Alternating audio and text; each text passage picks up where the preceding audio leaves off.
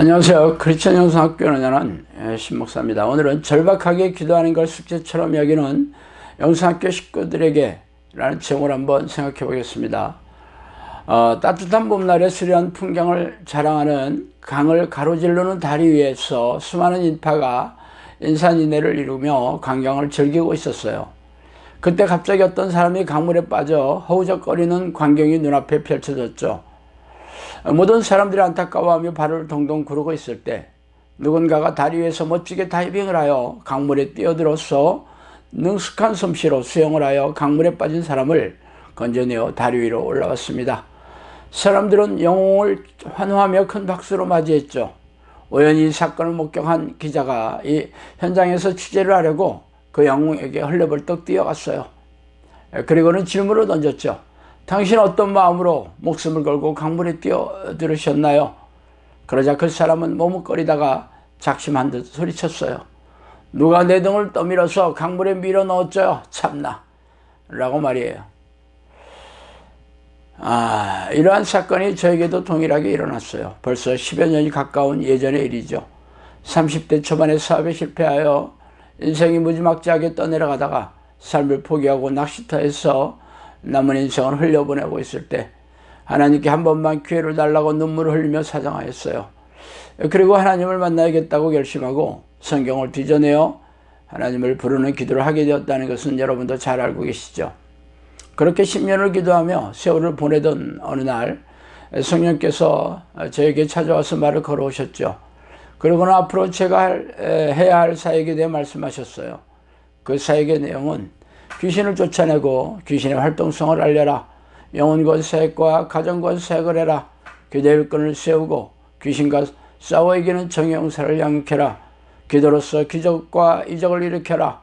기도로서 고질병을 치유하라. 라는 것 등이었어요.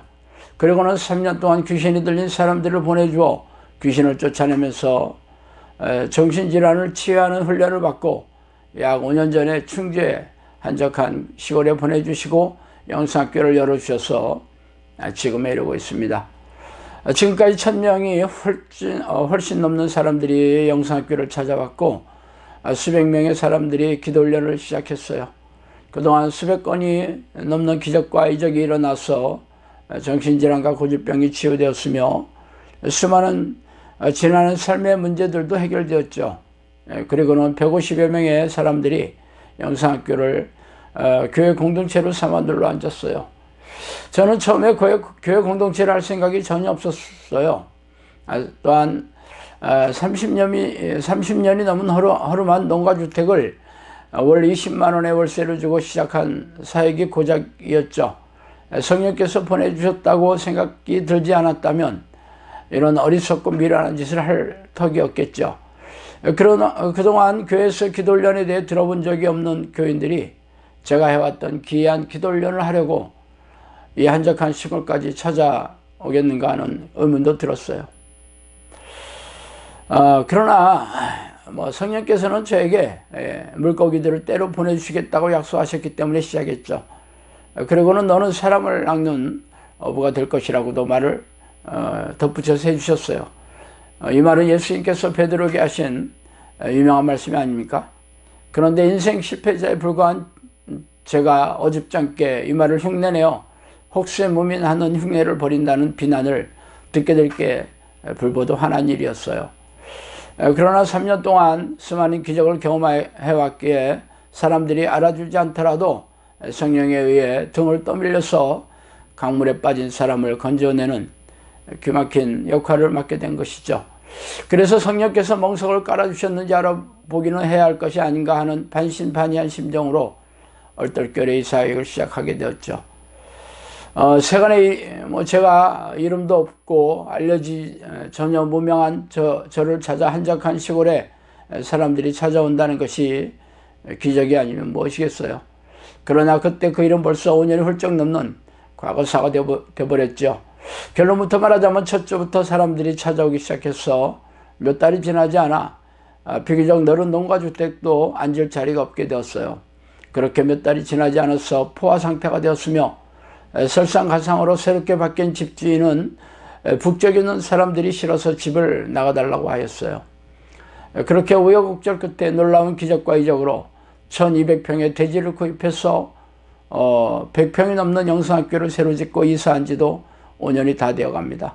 새로 짓고 이사한 지 3년이 넘자 또한 과포화 상태가 되어 작년에 중축을 해서 늘렸는데 벌써 자리가 보이지 않을 정도로 사람들로 들어차고 있어요. 제가 이 말을 하는 이유는 성령께서 놀라운 기적과 이적으로 제가 엄청난 사역을 했다고 떠버리려고 이 말씀을 드리는 건 아니에요. 아시다시피 이 사역은 제가 원했던 것도 아니고 계획한 것도 아닙니다. 성령의 말씀에 의하면 하찮고 작은 양들 중에서 저희 부부를 고르고 골라서 선택했다고 하셨어요. 말하자면 얼떨결에 성령에 의해 떠밀려서 이 사역을 하게 되었다는 것을 거듭 밝히는 바입니다. 그러나 문제는 그게 전부가 아니에요. 저를 찾아오는 이들의 대부분은 정신질환자들입니다. 이들은 정신능력이 현저하게 떨어지는 이들이 대다수이고 어떤 이들은 정신분열로 자기 정신이 전혀 없는 이들도 부모, 형제의 손에 이끌려 오고 있어요. 말하자면 믿음이라고는 전혀 기대할 수 없는 사람들이죠. 당신도 알다시피 기적과 이적이 일어나는 이유는 하나님이 인정하시는 믿음을 통해서입니다. 말하자면 기적이 일어날 만한 믿음이 있는 사람들에게 기도 훈련을 시키면서 기도해 줄 때 기적과 이적이 일어나게 되죠. 그런데 저를 찾아오는 사람들의 대부분은 이런 믿음을 기대할 수 없는 정신질환자들이니 제가 이들을 바라보는 심정이 어떻겠어요. 물론 처음에는 제가 인터넷 칼럼과 동영상에서 떠버린 대로 어떤 정신질환이나 고질병도 기도 훈련을 하면 치유될 것이라고 굳게 믿고 온 사람들은 많지 않았어요. 어차피 세상의 병원에서 해결할 수 없는 고질병들이었기에 치유되면 좋겠지만 아니더라도 손해볼 일이 없다는 그런 막연한 기대감을 가지고 왔을 뿐이에요. 그러나 지금은 아닙니다. 모든 이들의 그동안의 수백 건에 넘는 기적과 치유의 소문을 듣고 찾아오고 있어요. 말하자면 하나님에 대한 믿음은 찾아볼 수 없는 정신질환 환자라도 저에게 거는 기대감은 하늘을 찌르고 있는 셈이죠. 아니 제가 초능력으로 질병을 치유하는 것도 아니고 성령의 명령에 시작하였으며 오직 성령의 능력으로 치유하는 껍데기에 불과한데 저의 처분만을 바라보고 있는 그들을 생각할 때 한숨이 절로 나고 정신이 아득해지는 것도 사실입니다. 그렇다고 믿음이 없는 사람들을 기도해 줄 수 없다고 돌려보낼 수도 없는 일이 아니에요. 제가 할 수 있는 것은 그저 절박하게 기도하는 것뿐이에요. 하나님께서 저를 불쌍히 여기시고 저를 찾아온 양들을 불쌍히 여기지 않는다면 오늘이라도 영성학교 문을 닫을 수밖에 없어요. 과거에 수많은 기적과 이적이 일어난 것이 오늘 무슨 소용이 있겠어요. 오늘도 기적과 이적이 일어나지 않는다면 저는 휴대의 사기꾼 소리를 들을 수밖에 없는 기막힌 처지에 있는 셈이죠. 그렇다면 영성학교에 남아서 기도의 강을 건너서 저와 같은 정의용사를 꿈꾸는 여러분들도 그렇습니다. 정의용사가 되지 못한다면 지금까지 해온 기도는 아무것도 아니며 정의용사가 된다면 제가 마주하고 있는 숙제를 동일하게 해야 합니다.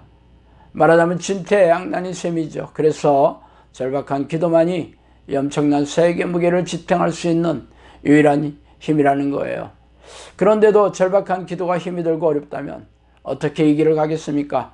그러므로 절박하게 기도하는 게 버겁다면 지금이라도 늦지 않아요. 기도 훈련을 내려놓으시고 오던 길로 되돌아가시기 바랍니다.